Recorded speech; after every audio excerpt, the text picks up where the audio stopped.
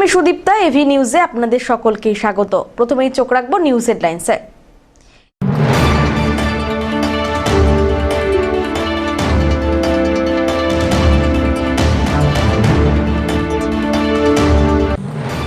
করিমুল হকের ভূমিকায় দেব, পদ্মশ্রী সম্মানপ্রাপ্ত করিমুল হকের জীবনী অবলম্বনে তৈরি হচ্ছে বাংলা সিনেমা।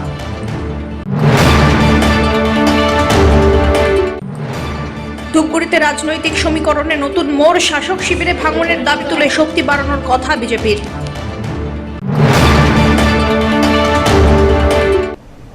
এবার আসছে বিস্তারিত সংবাদে। পদ্মশ্রী সম্মানপ্রাপ্ত করিমুল হকের জীবন অবলম্বনে তৈরি হতে চলেছে বাংলা সিনেমা। দীর্ঘদিন ধরে প্রত্যন্ত এলাকার অসুস্থ মানুষদের দ্রুত হাসপাতালে পৌঁছে দিয়ে মানবতার এক অনন্য নজির গড়েছেন তিনি। তার সংগ্রাম, মানবিকতা আর সমাজসেবার অসাধারণ গল্প এবারে বড় পর্দায় তুলে ধরার উদ্যোগ নিয়েছেন নির্মাতারা। সিনেমায় অভিনয় করতে চলেছেন জনপ্রিয় অভিনেতা দেব। চরিত্রটিকে বাস্তবসম্মতভাবে ফুটিয়ে তুলতে ইতিমধ্যেই তিনি প্রস্তুতি শুরু করেছেন। সিনেমার গুরুত্বপূর্ণ অংশের শুটিংয়ের জন্য সম্প্রতি উত্তরবঙ্গের চালসা এলাকায় পৌঁছন অভিনেতা আর ছবির কলাকুশলীরা। শুটিং ঘিরে এলাকায় উৎসাহ আর কৌতূহল তৈরি হয়েছে স্থানীয়দের মধ্যে।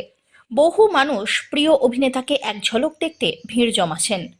চালসা আর সংলগ্ন ডুয়ার্স অঞ্চলের প্রাকৃতিক সৌন্দর্যকে ছবির পটভূমি হিসাবে ব্যবহার করা হচ্ছে বলে জানানো হয়েছে। নির্মাতাদের আশা, এই সিনেমা শুধু বিনোদনই নয়, মানবতার এক অনুপ্রেরণামূলক গল্প হিসাবে দর্শকদের মনে গভীর ছাপ ফেলবে।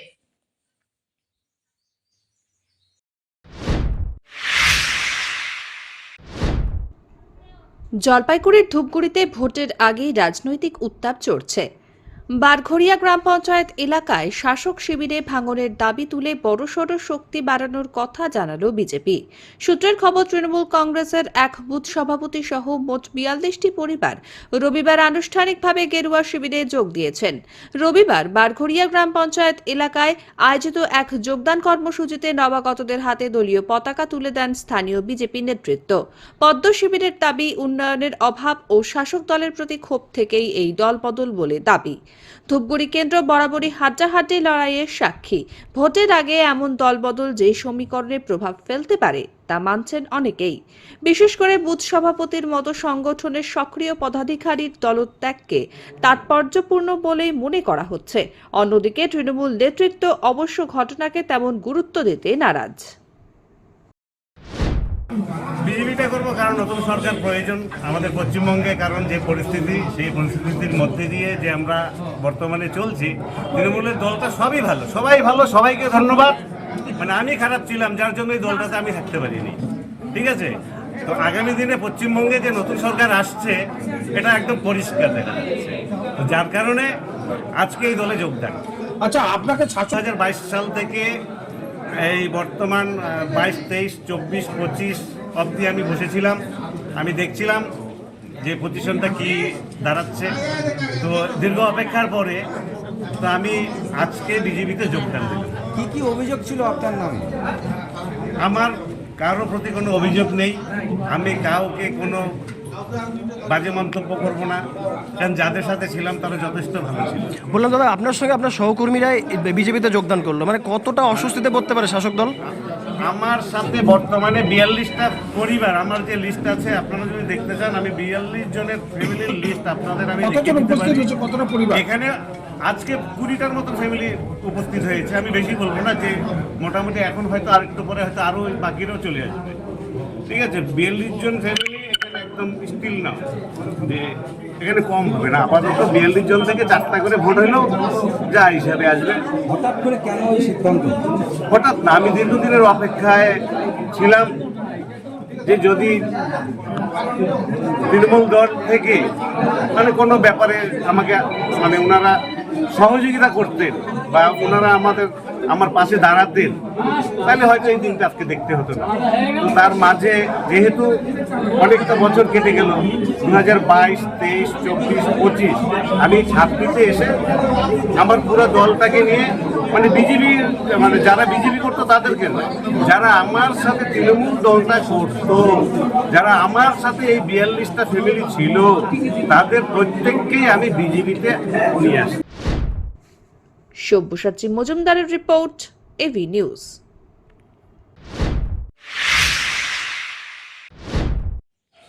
শেষ হলো চতুর্থ সেমিস্টারে সায়েন্স বিভাগের উচ্চ মাধ্যমিক পরীক্ষা।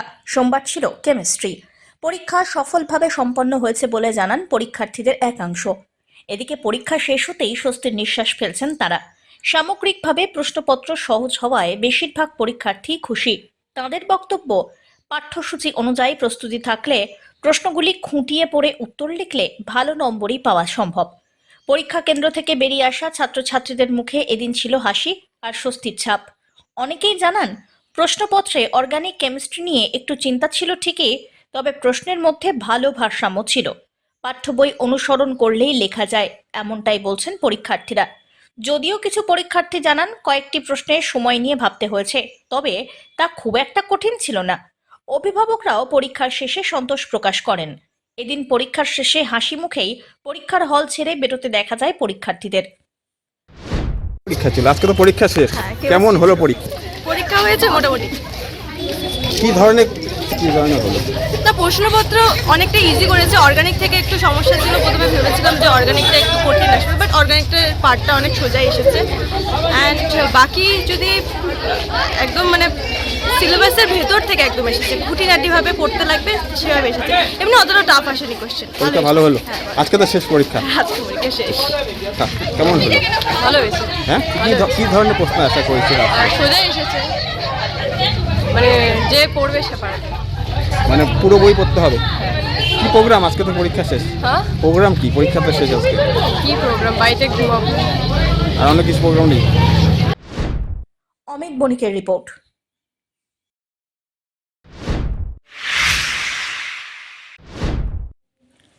যুবসাথী ভাতা নিয়ে বিতর্ক উস্কে দিল প্রাক্তন কেএলও লিঙ্কম্যান সংগঠন। তাদের অভিযোগ, বেকার যুবকদের জন্য চালু করা ভাতা প্রকৃত কর্মসংস্থানের বদলে অনেক ক্ষেত্রেই নেশার দিকে ঠেলে দিচ্ছে। মদ কেনার টাকা দিচ্ছে রাজ্য সরকার। এমনই তীব্র ভাষায় আক্রমণ শানালেন সংগঠনের নেতৃত্ব। সোমবার জলপাইগুড়ি জেলা শাসকের দপ্তরের সামনে ধর্নায় বসেন প্রাক্তন কেএলও লিঙ্কম্যান সংগঠনের সদস্যরা। তাদের দাবি, উত্তরবঙ্গে প্রায় 5,000 বেকার যুবক রয়েছেন। তাদের জন্য স্থায়ী কর্মসংস্থানের কোনো সুব্যবস্থা নেই। শুধু ভাতা দিয়ে সমস্যার সমাধান সম্ভব নয়। ধর্ণা মঞ্চ থেকে রাজ্যের শাসক দল তৃণমূলের বিরুদ্ধে ক্ষোভ উগরে দেন বক্তারা। রাজবংশী সম্প্রদায়ের মানুষদের একাধিক প্রতিশ্রুতি দেওয়া হলেও তা পূরণ হয়নি বলে অভিযোগ তোলেন। উত্তরবঙ্গের উন্নয়ন, শিল্প স্থাপন, স্থানীয় যুবকদের চাকরির সুযোগ বৃদ্ধি সহ একাধিক দাবি তুলে ধরেন আন্দোলনকারীরা। সংগঠনের এক সদস্য বলেন, যুব সাথী ভাতা সাময়িক স্বস্তি দিতে পারে, কিন্তু দীর্ঘমেয়াদে কর্মসংস্থানই একমাত্র সমাধান। সারা কামতাপুরি জনজাতির তো একটা সমস্যা ওটা লাগিয়েছে, আলাদা রাজ্যের দাবি। ওটা তো আমার যতদিন আলাদা রাজ্য না পাই ততদিন আমার দাবি তো অবশ্যই থাকিবেই। আর আমাক আলাদা রাজ্য আমরা নিমই, যেং করি হোক আমাক আলাদা রাজ্য নাগিবেই। কিন্তু আলাদা রাজ্যের দাবির থেকেও দিদি যেহেতু কামতাপুরি গিলাক কেবল তদমান আগে দিয়া কর্মসংস্থা বা পুনর্বাসন দিবার চান দিয়ে আজই কেনে দেছে না, তাহলে দিদি তো ভাওতাবাজি সরকার।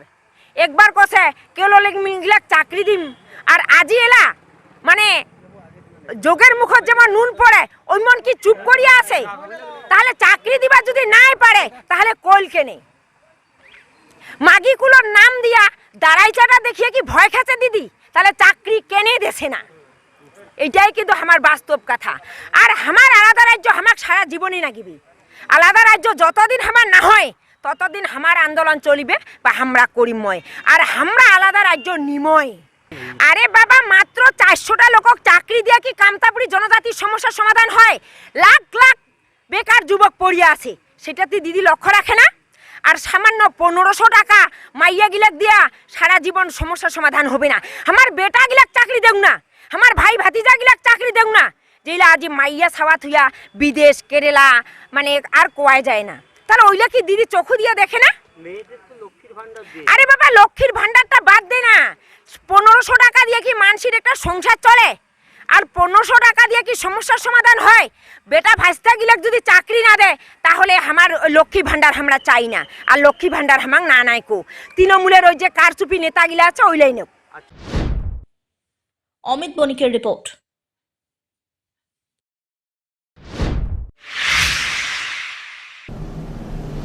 নিয়ে নিচ্ছে ছোট্ট একটি বিরতি, ফিরে আসছি বিরতির পর, সঙ্গে থাকুন। স্বনির্ভর বাংলা গড়ার লক্ষ্যে পশ্চিমবঙ্গ সরকারের উদ্যোগে একাধিক জনমুখী প্রকল্পের জন্য বিশেষ রেজিস্ট্রেশন ক্যাম্প আয়োজন করা হয়েছে।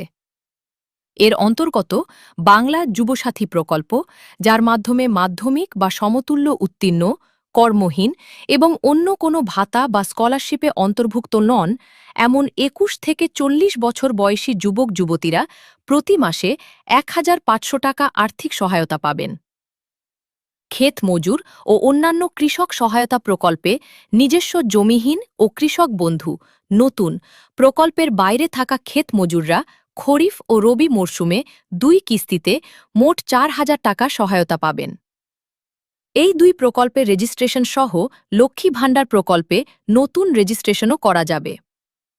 জলপাইগুড়ি জেলার সকল ব্লক ও পৌরসভা এলাকায় ক্যাম্প আয়োজিত হচ্ছে। রেজিস্ট্রেশন ১৫ থেকে ২৬ ফেব্রুয়ারি ২০২৬, সময় সকাল ১০টা থেকে বিকেল ৫টা।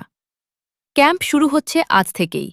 নিকটবর্তী ক্যাম্পের অবস্থান জানতে এই ওয়েবসাইটে গিয়ে ফাইন্ড ইয়োর ক্যাম্প অপশনটি ব্যবহার করুন। জলপাইগুড়ি জেলা প্রশাসন। ফিরে এলাম বিরতির পর।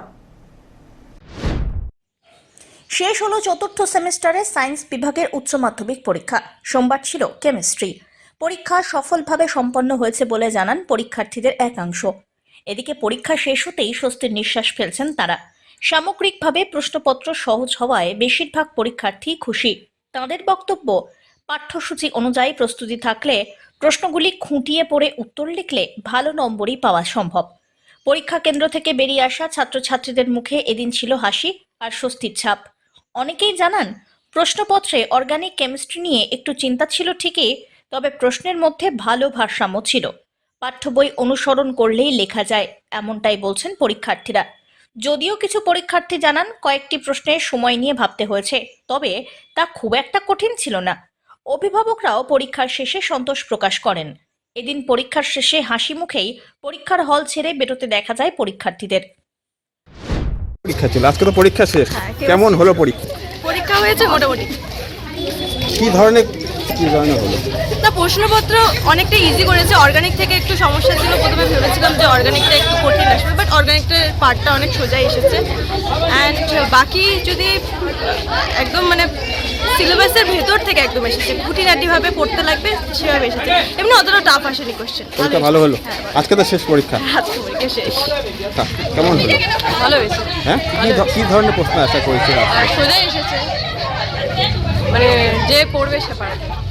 মানে পুরো বই পড়তে হবে? কি প্রোগ্রাম? আজকে তো পরীক্ষা শেষ। হ্যাঁ, প্রোগ্রাম কি? পরীক্ষা তো শেষ আজকে।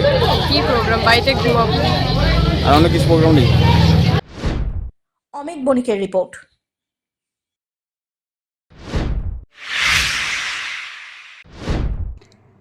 এক সময় জনপদের প্রাণস্পন্দন ছিল কুমলাই নদী, আজ তা কার্যত ভাগাড়ে পরিণত হয়েছে। ধূপগুড়ি শহরের জীবনরেখা কুমলাই নদীর বেহাল দশা ঘিরে ক্রমেই বাড়ছে উদ্বেগ। স্থানীয়দের অভিযোগ, নদীর বুকে স্তূপীকৃত জঞ্জাল থেকে তৈরি হচ্ছে অগ্নিকাণ্ডের আশঙ্কা, যে কোনো মুহূর্তে ভয়াবহ বিপদের কারণ হয়ে উঠতে পারে। বাসিন্দাদের দাবি, দীর্ঘদিন ধরেই সংবাদ মাধ্যমে এই সংকটের কথা প্রকাশিত হলেও প্রশাসনের পক্ষ থেকে কার্যকর কোনো পদক্ষেপ নেওয়া হয়নি। প্রতিদিন নদীতে আবর্জনা ফেলা হচ্ছে, ফলে নদীর স্বাভাবিক গতিপথ বাধাপ্রাপ্ত হচ্ছে। এর পাশাপাশি জমে থাকা বর্জ্যে আগুন লাগানোর ঘটনাও ঘটছে বলে অভিযোগ। এতে চারিদিকে ছড়িয়ে পড়ছে ঘন ধোঁয়া, তৈরি হচ্ছে শ্বাসকষ্টজনিত সমস্যা এবং আতঙ্কের পরিবেশ। স্থানীয়দের মতে, পৌর প্রশাসনের গাফিলতির ফলেই পরিস্থিতি এতটা ভয়াবহ আকার নিয়েছে। একদিকে পরিবেশের মারাত্মক ক্ষতি হচ্ছে, অন্যদিকে শহরবাসীকে সম্ভাব্য অগ্নিকাণ্ডের ঝুঁকির মুখে ঠেলে দেওয়া হচ্ছে। ধূপগুড়ির ঐতিহ্যবাহী এই নদীকে রক্ষা করতে দ্রুত পদক্ষেপের দাবি জানিয়েছেন এলাকাবাসীরা। তাদের প্রশ্ন, শহরের প্রাণ এই কুমলাই নদীকে বাঁচাতে প্রশাসনের হস্তক্ষেপ আর কতদিন অপেক্ষা করবে তবে? এই প্রতিবেদন লেখা পর্যন্ত পুরসভার পক্ষ থেকে কোনো প্রতিক্রিয়া পাওয়া যায়নি। 1 মিনিটে ঘুরতে পারে, সোনাপট্টি যেভাবে উড়ে গেল ওইভাবে ঘুরতে পারে। এখানেও ঘটনাস্থলে আমরাও ব্যস্ত ঘটনাস্থলে, কিন্তু লেকিন এখানে ওরা সুইপার যে আছে পৌরসভার যত এরা মালগুলো এনে এখানে ফেলাচ্ছে, প্লাস্টিক আবর্জনা যত ফেলতেছে। পৌরসভায় কি পয়সা পায় না? এরা পায় নিশ্চয়ই। তাহলে এর জন্য কি গাড়ি আছে? তাহলে এরা ফেলে দিয়ে এখানে আগুন জ্বলায় এরাই যাচ্ছে যে নোংরা কমুক, আবার আগুন জ্বলাই দিব। কমলাই ব্রিজে আইসে দেখো নোংরা বন্ধ হয়ে গেছে দাদা, মানে কমলাই ব্রিজটাই লক হয়ে গেছে, মানে পুরো ব্রিজ লক। পুরো ব্রিজটাই লক। আচ্ছা, এই ব্রিজের উপর দিয়ে যেভাবে গাড়ি যাতায়াত করছে, গাড়ি যাতায়াত করে এনি টাইম যদি গ্যাসের গাড়ি যায় ফাটিয়ে দিতে পারে। গ্যাসের গাড়ি গেলে ফাটিয়ে দিতে পারে, পেট্রোলের গাড়ি গেলে আগুন ধরতে পারে। এতে কি করবা? ডিজেলের গাড়ি যদি আসে, কোনো একটা পেট্রোলের গাড়ি যদি আসে, তো সব সময়ের জন্য এটার জন্য আমাদের অক্ষম। 24 ঘন্টা আগুন জ্বলতেছে এখানে। আচ্ছা, এই যে পাশেই দোকান যেভাবে আছে, তাহলে কিভাবে হতে পারে?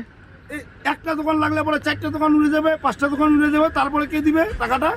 আচ্ছা, এর দায় কাকে করবেন? ভাই কাকে আর কি? এটা পৌরসভার লোক, পৌরসভার যে সুইপার টুইপার আছে এদের বলো, তাই না? এবার পৌরসভার চেয়ারম্যান যে আছে তাকে বলতে হবে, ভাইস চেয়ারম্যান তাকে বলতে হবে, আরো যে আছে তাকেই বলতে হবে। তো আপনারা কি চাইছেন? আমরা চাচ্ছি যে এটাকে সুরক্ষিত রাখো। সব্যসাচী মজুমদারের রিপোর্ট, এবি নিউজ।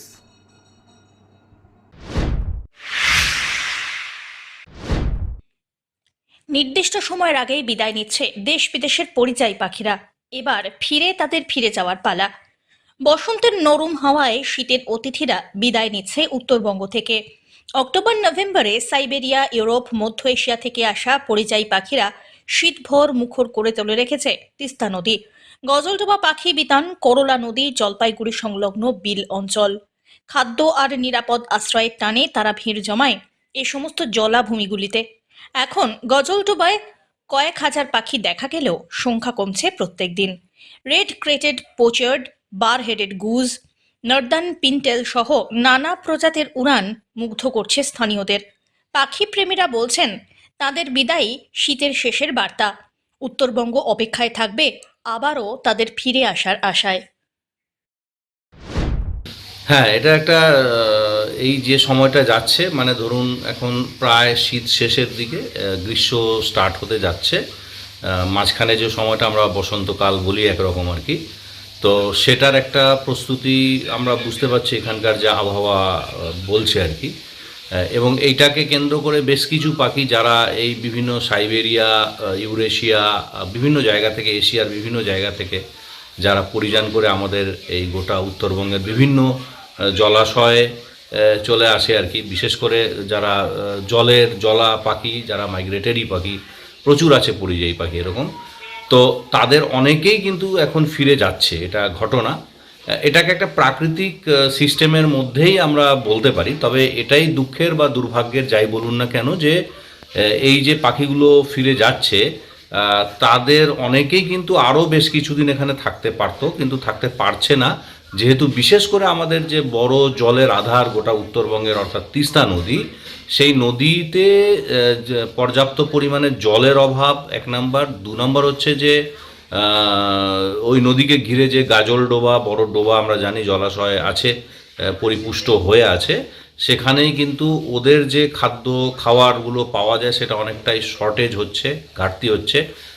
সেটা ছোট বড় মাছ, গুগলি থেকে শুরু করে পোকামাকড়, জলজ কীট পতঙ্গ এবং তার সঙ্গে শৈবাল বা ওই ধরনের শ্যাওলা জাতীয় যে ধরনের গাছগাছালিগুলো আছে সেটা অনেকটা কম হচ্ছে। তার একটা বড় কারণ হচ্ছে যে এখনও নদীর জল কিন্তু দূষিতই বলা চলে, মানে প্রচুর বালি আছে এখনও, সেগুলো নোংরা আছে জলগুলো বলতে পারা যায়। তো এতদিন পরেও জল এখনও স্বচ্ছ হয়নি। অবশ্যই তার একটা প্রাকৃতিক কারণ আছে। পাহাড়ের উঁচুর দিকে এই ধস নামছে ক্রমশ, এইগুলোর কারণে এবং গাছপালা বৃক্ষচ্ছেদনের কারণেও কিন্তু মাটির ধস নেমে আসছে পাহাড় থেকে। তো এটা একটা বড় কারণ। যাই হোক, এটা বিদায়ের পালা, এটা আমাদের জন্য দুঃখের বিষয়। তারা আরও কিছুদিন থাকতে পারতো। আমাদের এখান থেকে যারা ফিরে যাচ্ছে তার মধ্যে মূলত আমরা যা দেখতে পাচ্ছি এই মুহূর্তে, যে আমরা নর্দার্ন পিনটেইলকে দেখছি, বার হেডেড গুজ, কমন মার্গেনজারকে আমরা দেখছি ফিরে যেতে এখন, এবং এর সঙ্গে হচ্ছে red crested pochard, common pochard, tufted duck, যেগুলো অনেকটা দিন থাকে এখানে, কিন্তু এবার অনেকটাই কম এসছিল এমনিতেও, আর অনেকটা আগে ধীরে ধীরে তারা ফিরে যাচ্ছে। জেনারেলি এটা মার্চ মাসের পর থেকেই যাওয়ার কথা, কিন্তু এরা অনেকটাই এখন এগিয়ে গেছে আর কি, বেরিয়ে যাচ্ছে। অমিত বণিকের রিপোর্ট।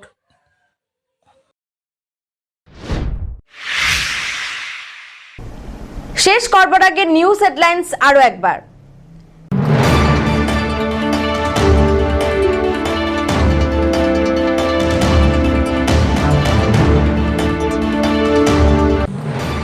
করিমুল হকের ভূমিকায় দেব, পদ্মশ্রী সম্মানপ্রাপ্ত করিমুল হকের জীবনী অবলম্বনে তৈরি হচ্ছে বাংলা সিনেমা।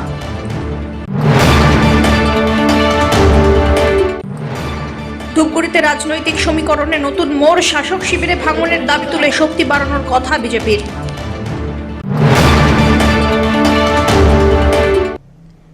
এখনকার মতন এভি নিউজ এ পর্যন্তই। পরবর্তীতে আসছি আরো সংবাদ নিয়ে। দেখতে থাকুন আমার ভিশন। নমস্কার।